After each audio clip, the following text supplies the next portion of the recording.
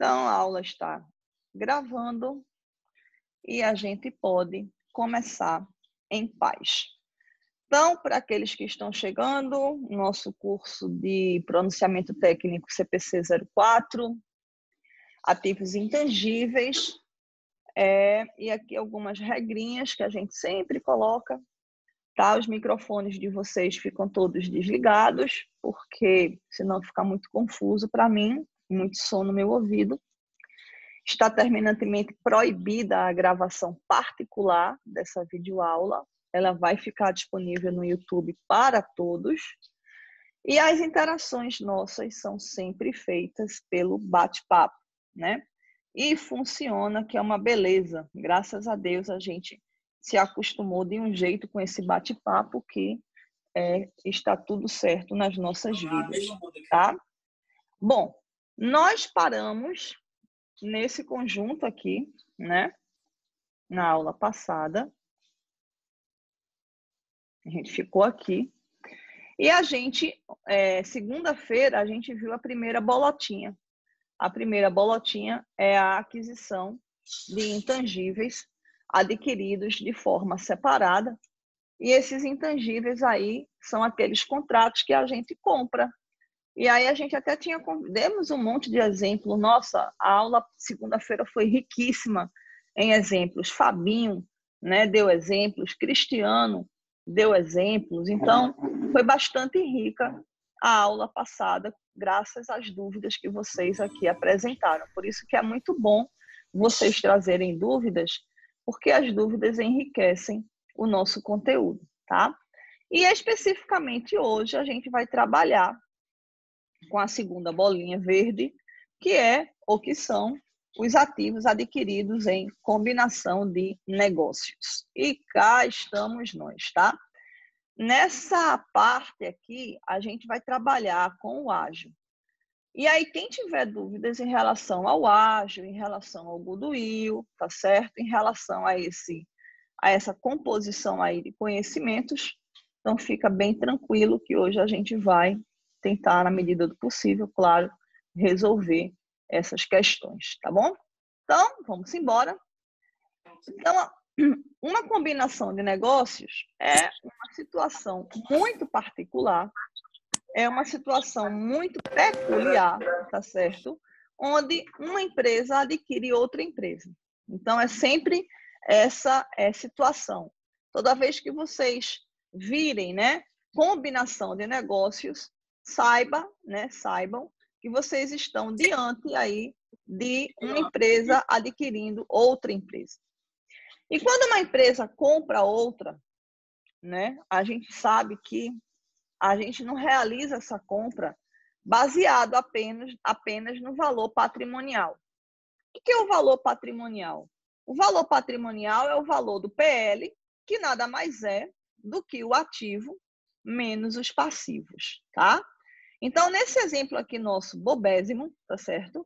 A gente tem uma empresa qualquer, onde nós temos esse conjunto de ativos aqui, disponibilizado, estoques, clientes imobilizados, e a gente tem aqui fornecedores e empréstimos de passivo. Então, 6.200, que é essa galera aqui, menos os passivos, tá? Vai me dar um valor patrimonial de R$ 4.500, tá? Então, em tese, em princípio, esse é o valor contábil. Esse é o valor registrado na contabilidade, é o valor pelo qual a empresa, entre aspas, muitas aspas, ela vale.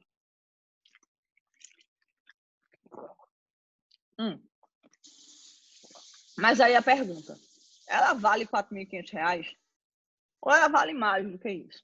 Na verdade, ela vale bem mais do que isso, né? Por que ela vale mais? Por um motivo muito simples. Eu e Helenildo, que somos sócios de há muitos anos, a gente tem várias empresas. Só que, quando a gente resolve se desfazer de alguma empresa, a gente não está abrindo mão somente da empresa física, né? Da empresa propriedade, né? A gente está abrindo mão de um outro item muito mais importante do que a empresa em si. O que é que a gente está abrindo mão? Do que é que eu estou falando? O que é que a gente vai perder quando a gente vende uma empresa? A gente vai perder o quê? A marca também, Niraldo. Mas tem uma outra coisa que é os ganhos futuros, Suelen, joia. Então, quando a gente vende uma empresa, quando a gente resolve abrir mão daquela companhia, a gente está abrindo mão dos ganhos futuros que ela pode nos proporcionar. Então, quando a gente coloca a nossa empresa à venda, a gente não vai querer receber apenas o que está registrado na contabilidade, mas muito além, a gente vai querer receber o que ela poderia nos trazer de futuro que a gente não vai ter mais acesso. O que a gente quer receber, o que a gente quer ter de remuneração, não é relativo aos bens menos as dívidas. O que a gente quer receber é os fluxos de caixa que ela vai gerar, certamente ela vai gerar, mas eu não estou mais lá para botar isso no meu bolso. Então, eu quero aqueles ganhos futuros hoje. Eu quero todos aqueles resultados futuros agora. Eu quero todos aqueles fluxos de caixa futuros que ela vai poder me pagar, ou que ela poderia me pagar, mas eu não estou mais lá. Eu vou querer toda aquela minha perspectiva de rendimentos futuros hoje. O nome disso se chama ágil, tá? Então, boa noite, meu amor. Boa noite, Dixon. Bem-vindo. Então, é sobre isso que a gente vai falar. Então, na verdade, esse ágil, ele corresponde à diferença entre o que a empresa vale, que está identificado, e o que a gente vai receber ou pagar por ela, tá? Então, o nome disso daí é como mensurar o ganho futuro. O ganho futuro, Niraldo, ele é mensurado, ele é medido a partir daquela nossa projeção dos fluxos de caixa. Então, quanto é que a empresa gerava de fluxo de caixa no seu passado? Então, ela gerava, se eu posso repetir, posso, Eide. Vamos lá. Quando a gente vende uma empresa, a gente não está vendendo apenas o meu conjunto de ativos menos as minhas dívidas, tá? A gente não vende a parte física somente. Claro que a parte física, ela vai no contexto, óbvio. Mas muito além disso, tá?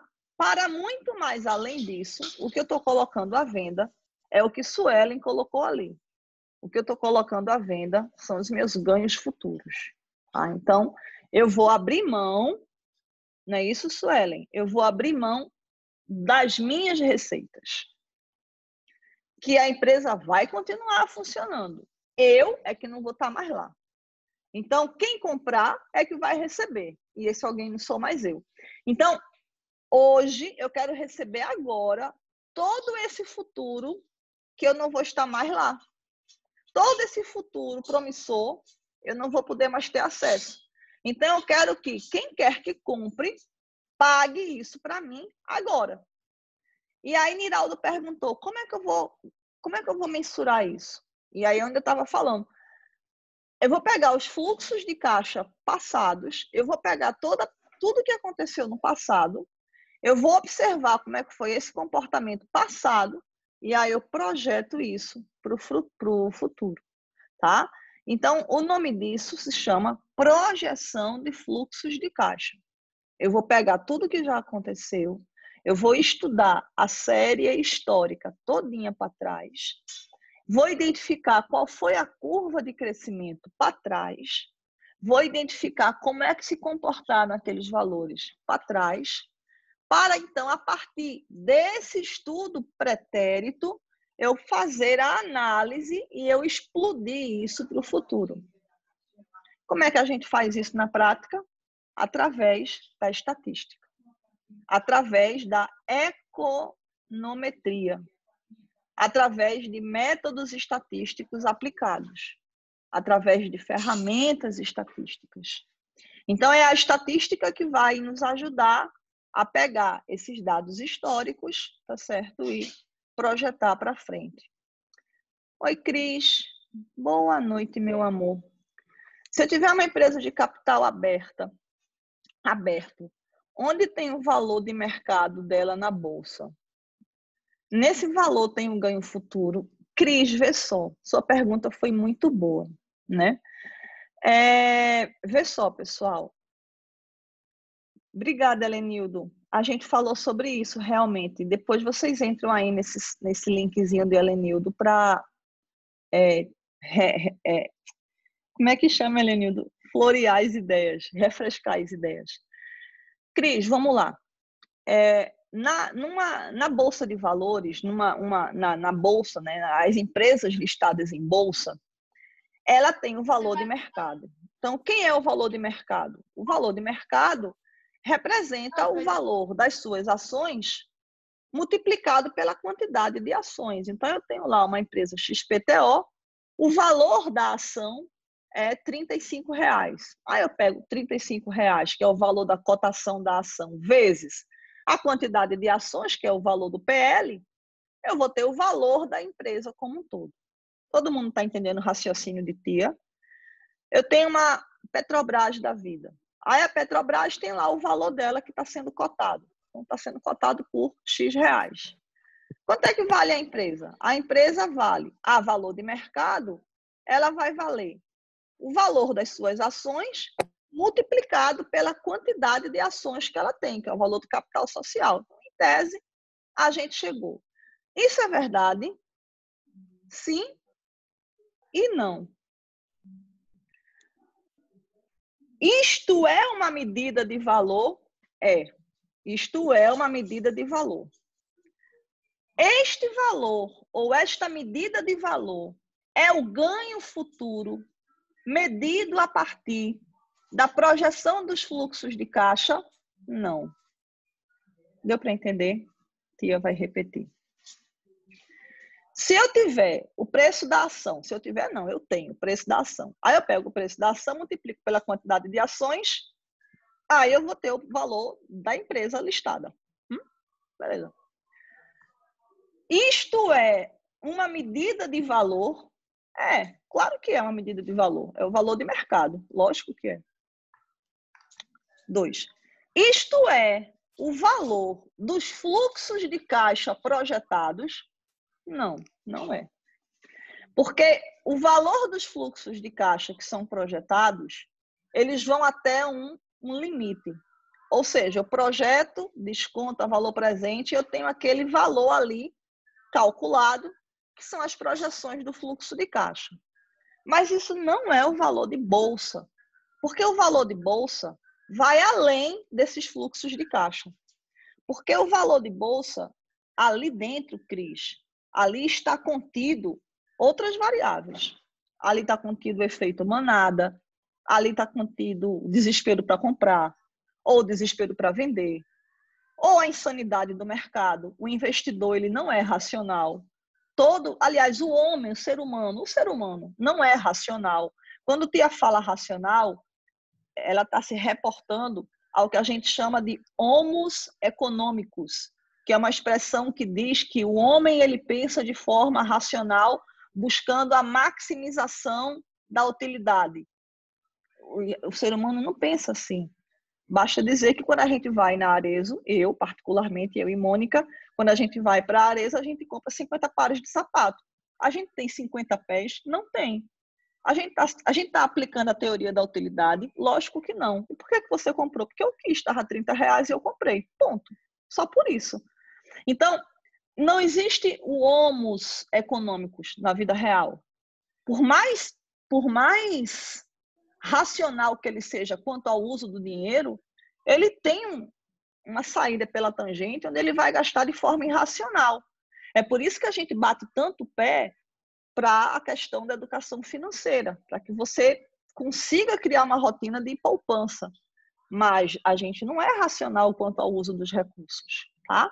Então, o que está ali na bolsa é justamente o valor dos fluxos de caixa somado com 300 mil outras variáveis, que tanto pode puxar para cima como pode puxar para baixo, tá? Porque dentro da bolsa existe o peso da irracionalidade do mercado financeiro. O mercado financeiro é completamente irracional, tá certo? Porque ele é formado por um conjunto de cabeças irracionais quanto ao uso do dinheiro. Por mais paradoxal que seja, o investidor ele é irracional. Ele não pensa pela teoria econômica, ele pode até achar que vai, ele pode até pensar que consegue, mas ele não consegue.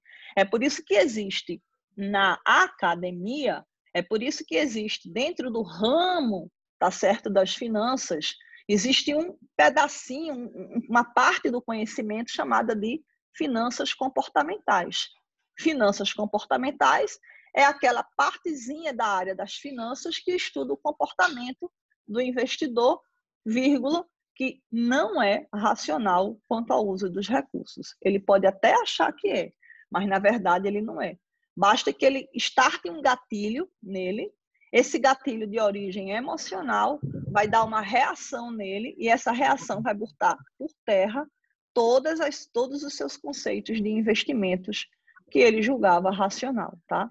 Então, é muito interessante o estudo de finanças, eu particularmente gosto muito, porque ajuda a gente a entender muita coisa. Bom, deu para vocês entenderem, pessoal, a resposta?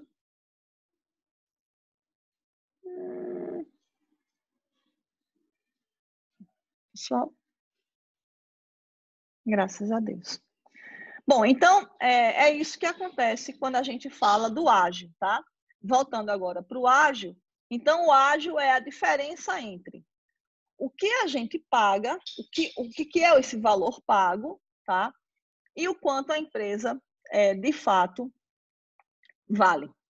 Só que, nesse exemplo aqui em particular, para além do ágil, existem outros elementos. Então, vamos focar aqui nessa empresa, tá? Então, essa empresa, ela tem um PL de 4.500, mas ela é vendida por 8.000, tá? Então, o que vem a ser essa diferença? Qual que é a formação dessa diferença de 4.500 para 8.000?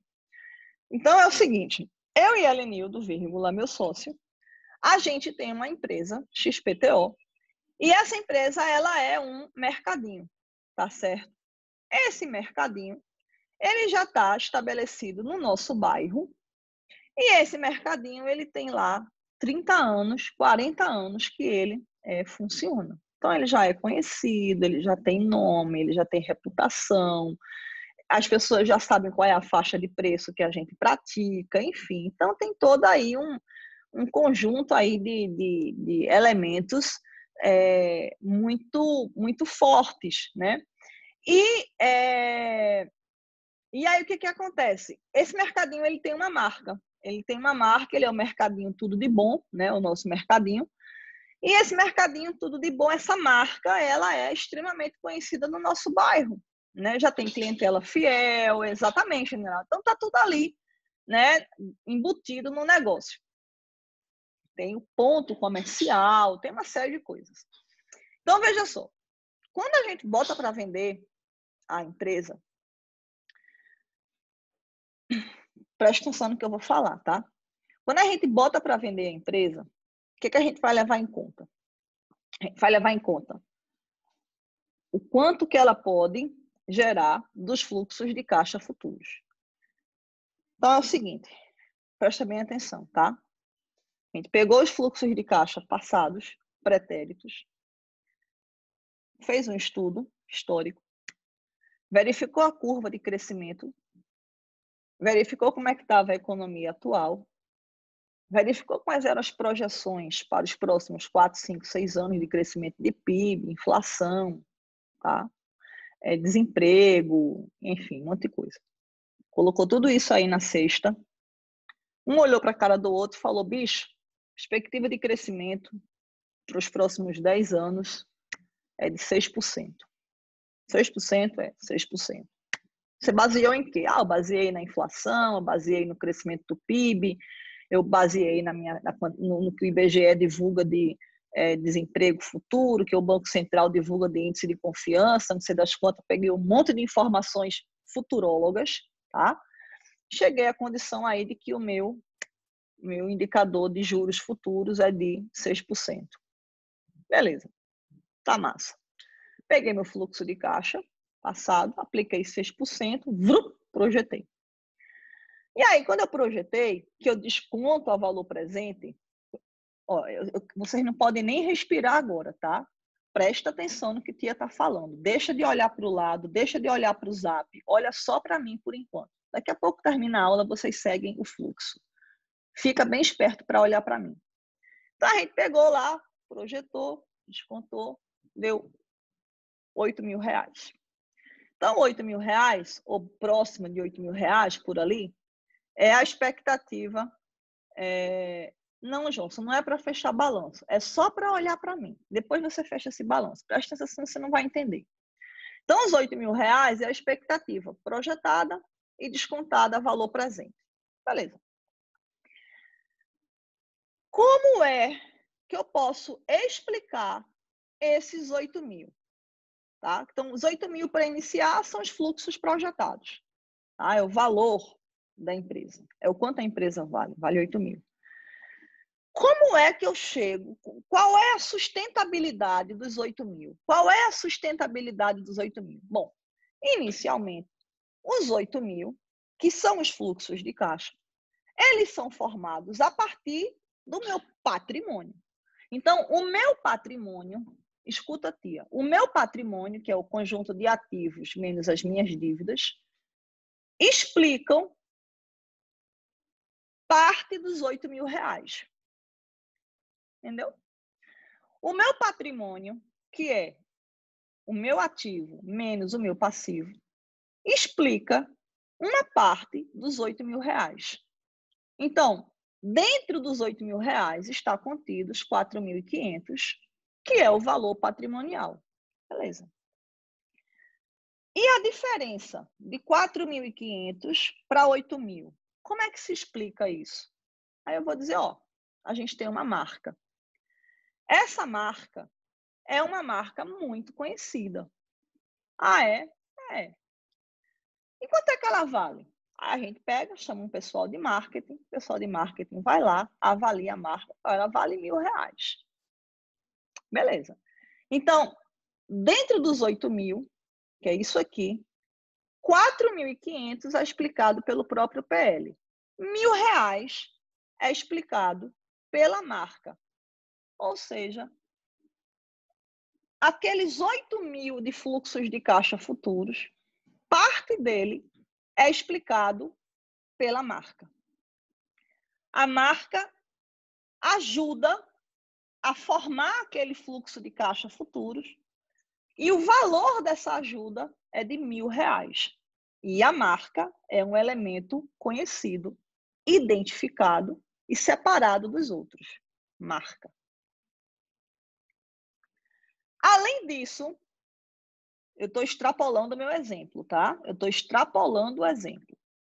Além disso, suponha que eu tenha 2 contratos. 2 contratos com 2 colégios do bairro. E eu forneço biscoito. Biscoito. Então, parte dos R$8.000 é formado pelos contratos de fornecimento de biscoito que eu tenho firmado com esses colégios. Cada contrato valeria R$500. Então, se eu tenho 2 contratos, eu tenho que parte dos 8.000 é explicado pelos contratos.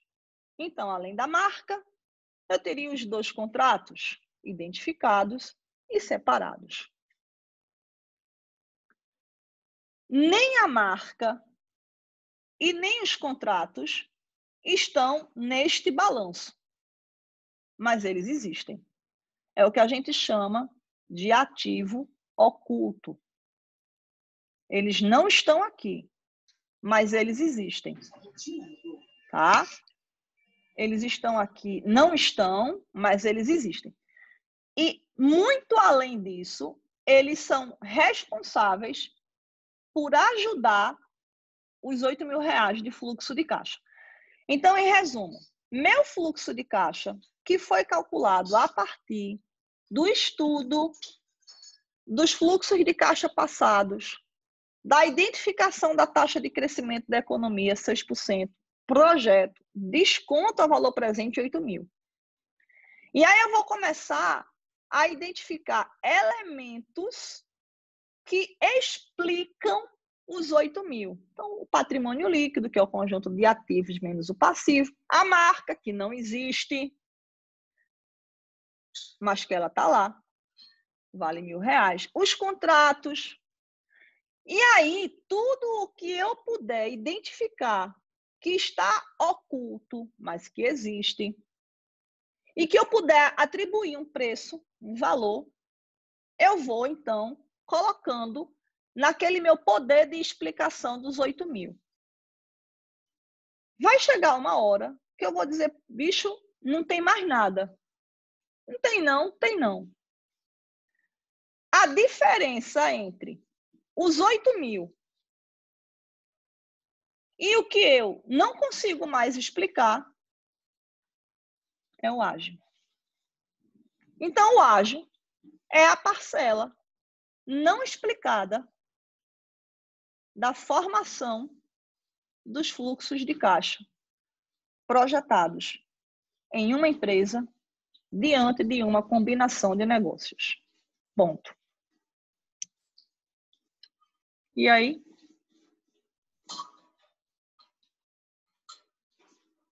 Oi? Agora já pode se mexer, já pode respirar, já pode se mexer, já pode digitar.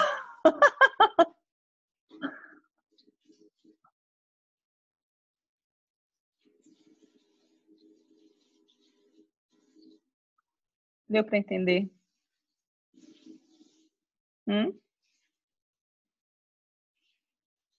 Graças a Deus. Ai, graças a Deus. Esse ágio é meio abstrato. Esse ágio ele é totalmente abstrato, tá certo? O ágio é totalmente abstrato. Tia vai repetir. Presta atenção. O ágio, apertado. O ágio é a parcela não explicada da formação do fluxo de caixa. O ágio é aquela parcela não explicada, não identificada na formação do fluxo de caixa. O ágio não é só o fluxo de caixa, entende? O fluxo de caixa é o valor da empresa. O fluxo de caixa é o valor da empresa, tá certo? O ágio é, dentro daquele fluxo de caixa, o que eu não consigo explicar. Por que isso? Porque se a empresa tem ativos, e esses ativos produzem, parte do fluxo de caixa, dos 8 mil, é explicado pelos próprios ativos. Ora, se não tivesse a porcaria do ativo, então não teria fluxo de caixa. Isso é óbvio.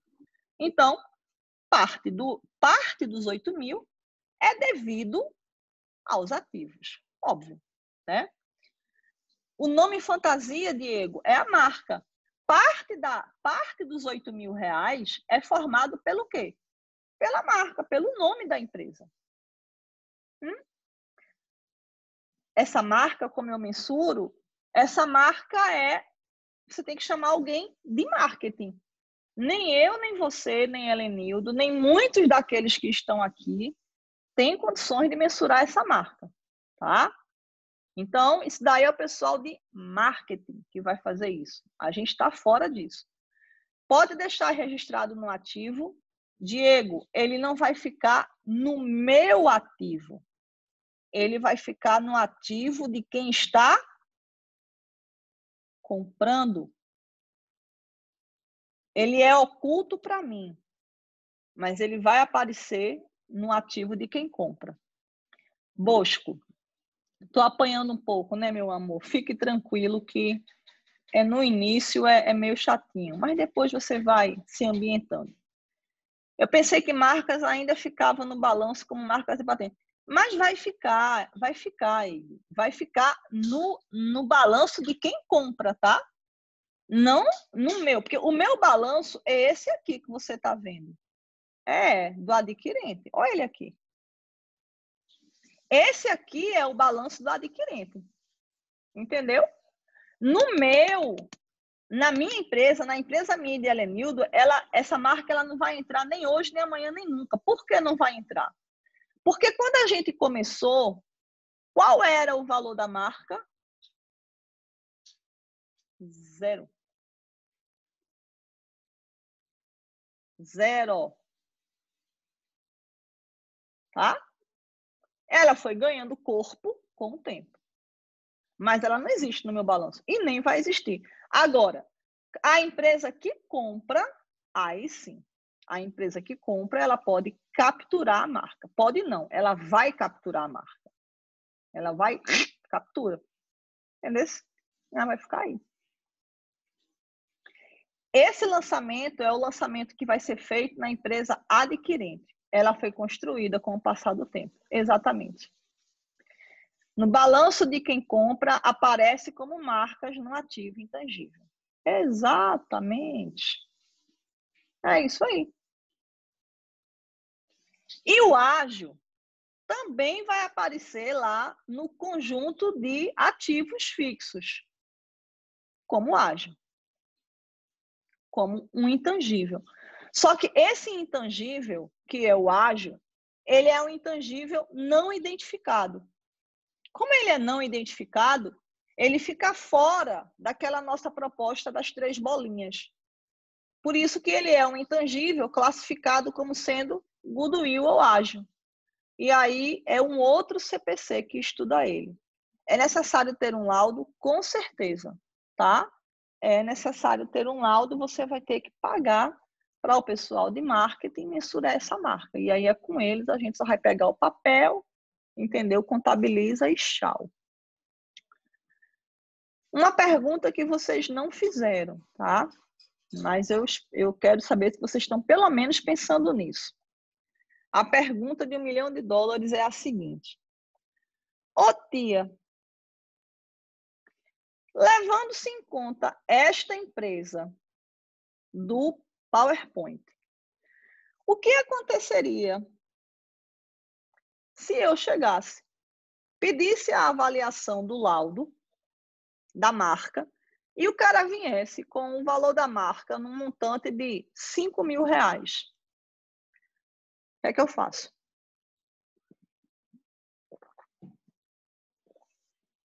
R$5 mil é muito mais do que 4.500 mais 5 vai dar quanto? 9.500. Quanto é que é o fluxo de caixa que a gente projetou? 8. Então tem alguma coisa errada. Então imagine que eu pedisse o laudo e viesse o valor da marca.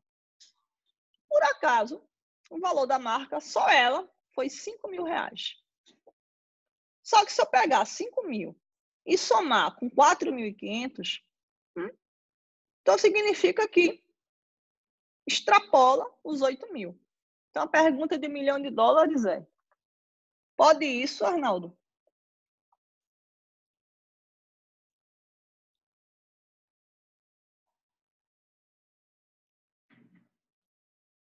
Pessoal, pode.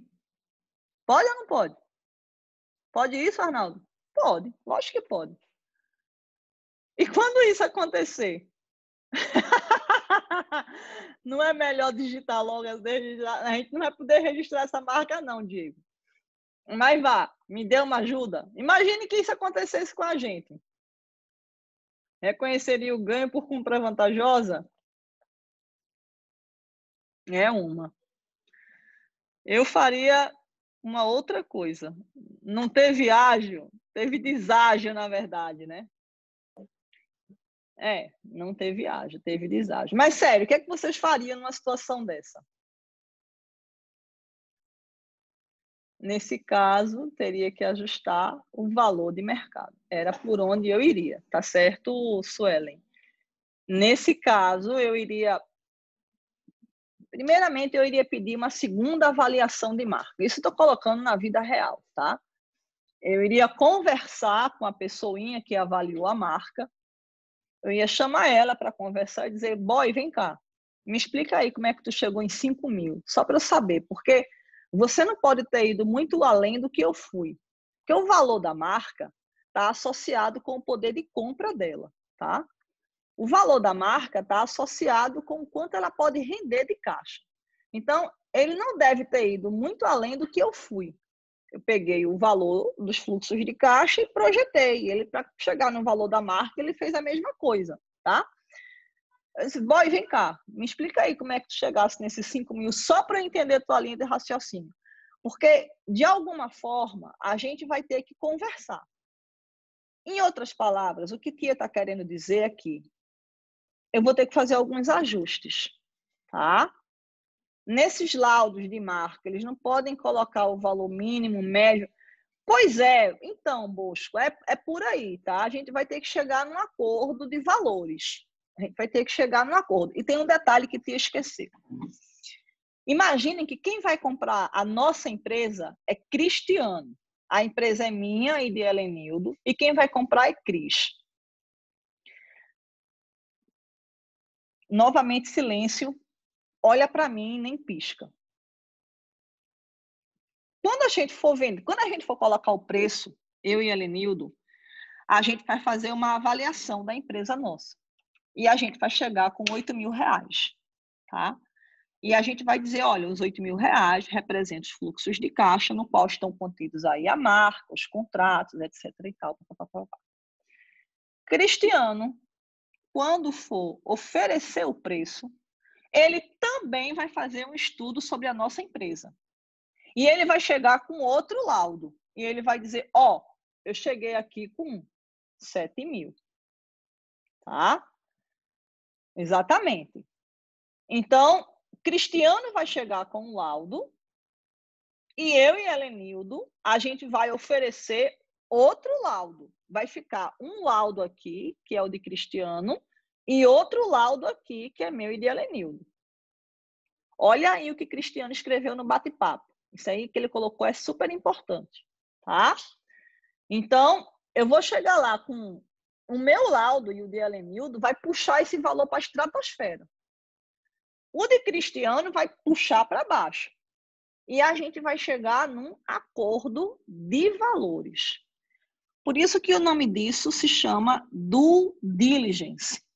É uma diligência feita por duas partes. Due diligence. Tá? Eu vou chegar com um valor, e Helenildo vai chegar com um valor, Cristiano vai chegar com outro valor. Esses dois valores, eles não conversam. A gente vai sentar numa mesa e a gente vai dizer, então, pessoal, vamos conversar? Vamos agora chegar num acordo. E a partir do acordo que nós dois chegarmos, a gente vai bater o martelo e vai dizer, e a marca vale tanto, e os contratos valem tanto, e isso vale tanto. Acontece isso bastante em perícia. Felipe, não em perícia, tá? Isso acontece muito em um processo de compra de empresas. Uma empresa está comprando outra empresa. Qual é o valor da empresa que vai ser adquirida? Quanto é que ela vale? Tá? Em questão de perícia, é muito comum você verificar o seguinte: na perícia é um pouco diferente. É um sócio que está saindo. Então, ele quer receber aquilo que cabe a ele. Aí eu vou ter que avaliar o valor da empresa para poder dar ao sócio que está saindo o valor correto. Tá? É o que a gente chama de apuração de haveres, Mônica. Exatamente. Então, para perícia, Felipe, é mais apuração de haveres, tá? O que a gente está falando aqui é mais um processo realmente de aquisição de empresas ou, um nomezinho técnico, combinação de negócios, tá?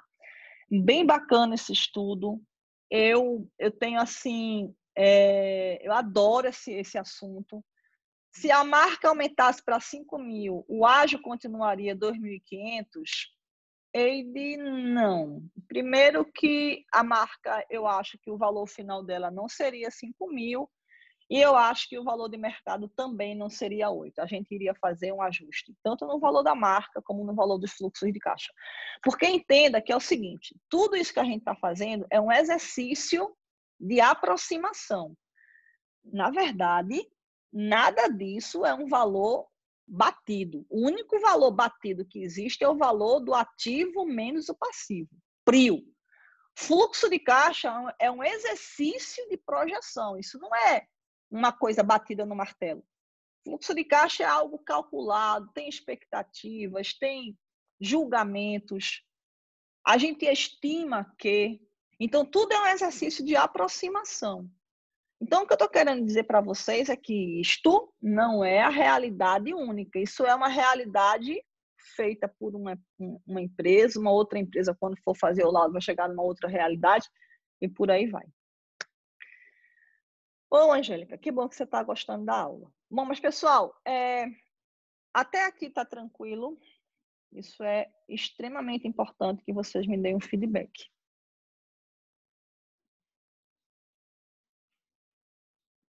Ok?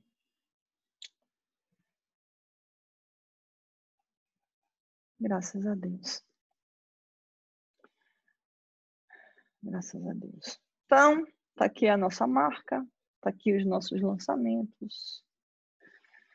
Bom, nosso próximo assunto são ativos intangíveis gerados internamente. Cadê Dona Niedja? Nini, você está por aí, minha princesa? Sim, pessoal. Alguém tem alguma dúvida? Prof, me desculpe, cheguei atrasada hoje, pois tive... Ô, Cecil, teve prova, espero que você tenha tido uma boa prova. Não se preocupe não, que a aula está gravada e depois você pega ela no YouTube. Nini, onde você se encontra? Nini está aí. Pronto. Nini, agora é a parte que ele toca, tá certo? Haja vista que a gente vai falar de intangíveis gerados internamente e Nini quer saber especificamente sobre isso. Então, vamos lá. O intangível gerado internamente é aquele intangível que a gente cria. Literalmente, a gente cria esse intangível, tá? Mas não é qualquer gasto que se qualifica para ser um intangível gerado internamente. Não é qualquer gasto, não é qualquer desembolso, não é qualquer desembolso que se qualifica para que nós possamos chamar de um ativo intangível gerado internamente. A gente precisa minimamente saber, tá certo? Se aquele gasto ele tem potencialidade de gerar benefícios econômicos e, minimamente, a gente precisa poder calcular o valor dele, atribuir valor a ele, tá? Então, para que a gente possa saber se a gente pode contabilizar um intangível gerado internamente, a gente tem que primeiro saber se aquele desembolso ele tem alguma potencialidade de gerar benefícios econômicos futuros e também é necessário que a gente possa identificar com algum nível de confiabilidade o valor dele, o custo dele, tá?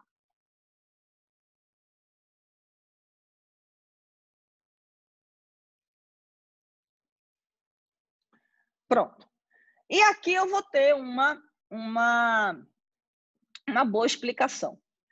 Se eu tenho um gasto gerado internamente, que ele não pode ser separado de outros gastos,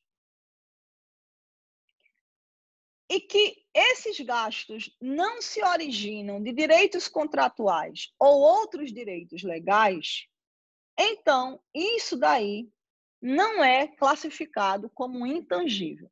Deixa eu dar uma explicação para que vocês entendam o que eu estou querendo dizer. Imagine que a gente está com uma empresa recém-criada, tá certo? Uma empresa de contabilidade, de consultoria, do escambau.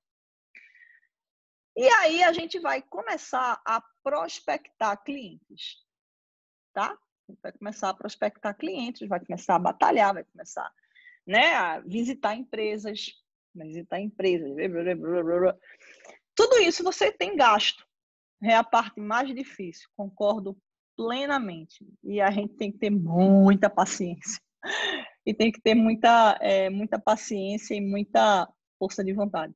Tchelo, produto novo pode ser um intangível? A gente vai chegar lá, Tchelo. Essa é a parte do produto novo. Só que antes de chegar no produto novo, a gente está nessa parte inicial. Então, imagine que a gente está numa empresa, a empresa recém-criada, tá? Recém-criada, e a gente vai começar a prospectar cliente. Então, consultoria, enfim, seja lá o que for, lá vai a gente virado na gota para atrás de cliente. E a gente vai ter gasto aí, tá? A gente vai ter gasto de combustível, a gente vai ter gasto de material publicitário, a gente vai ter gasto de... vai ter que pagar um almoço aí para o cliente, lá vai gasto de restaurante, a gente vai ter gasto de transporte, um avião que eu tenho que ir para um outro estado, eu tenho que ir para o Maranhão, eu tenho que ir para Fortaleza, tá? Então, pá. Então, tudo isso daí vai gerar uma série de gastos para que a gente possa, né, chegar lá. Então, esses gastos dos quais a gente está falando, que vai gerar aí uma carteira de clientes, esses gastos, eles não podem ser considerados intangíveis, porque eles não podem ser separados, ou seja, não é aquele gasto que eu vou fazer para um cliente em específico. Eu estou dentro de um conjunto de gastos, a empresa está começando, e eu estou me lascando para poder prospectar cliente. Então, esse meu esforço, ele não tem como ser separado por cliente A, por cliente B, não tem como. Eu estou virada na gota, eu estou tentando montar a minha empresa. Então, esses gastos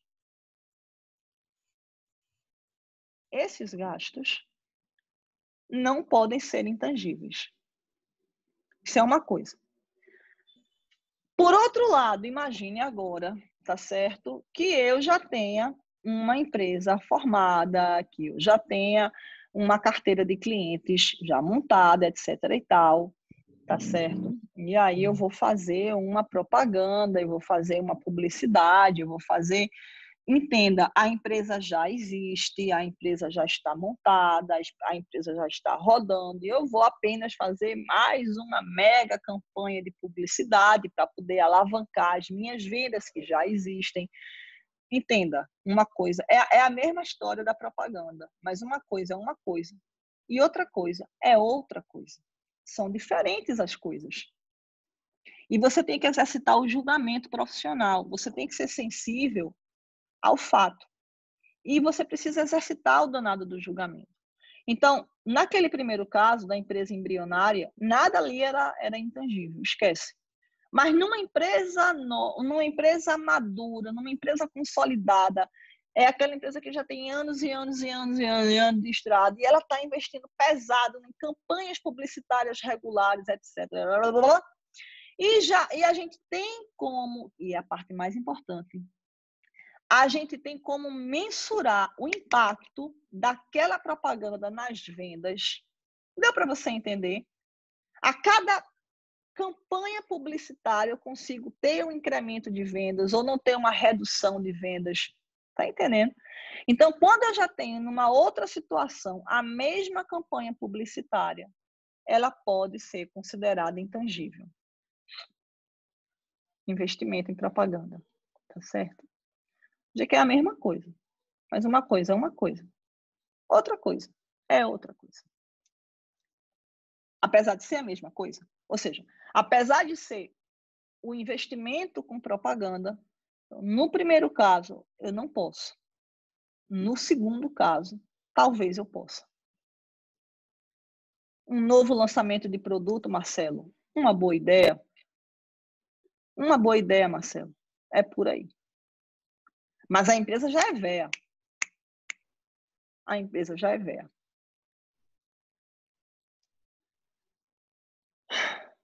E aí?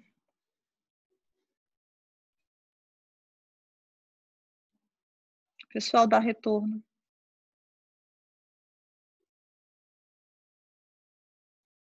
Pessoal, essa é a hora que vocês dão retorno. Ok? Isso, estou aumentando meu mix de produtos. Exatamente. Ok, pessoal. Posso continuar, né? Tudo certo até aqui?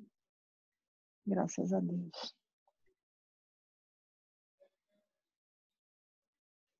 E agora, P&D. Títer, o pré-sal da Petrobras seria um intangível? Com certeza, Nilson, é um intangível. Com toda certeza. Com cerveja, como diria meus alunos. Com cerveja. E aí, essas são a regra, atividades de pesquisa e desenvolvimento. Só que isso daí vai ser tema da nossa próxima aula, porque esse assunto é mega comprido.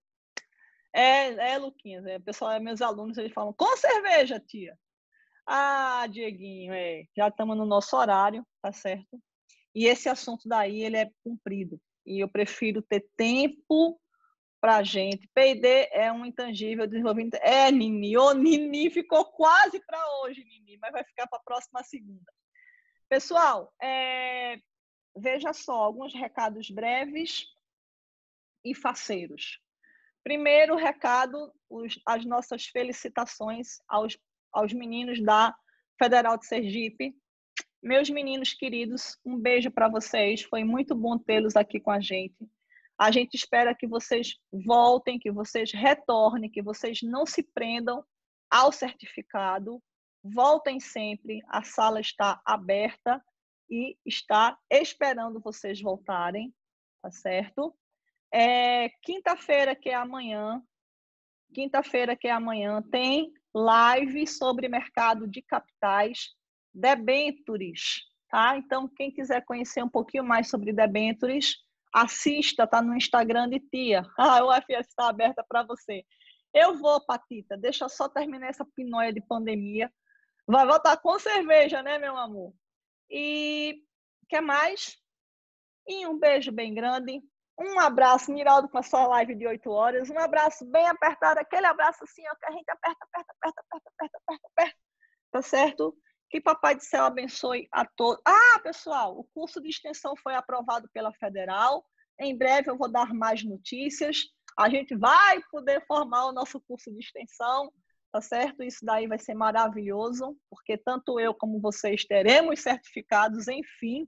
Então, graças a Deus, nosso curso foi montado. Até segunda-feira que vem, ou para quem tiver interesse, até amanhã, tá certo? Aula sobre debêntures, 8 horas da noite, mercado de capitais no Instagram. Um beijo bem apaixonado. Fiquem com Deus. São 100 vagas, Renan, tá? Mas dá para todo mundo. Aqui só tem 80, 90 pessoas, dá para todo mundo, se Deus quiser, tá bom? Fiquem com Deus. Boa noite, boa semana. Papai do Céu abençoe a cada um. Tchau, tchau.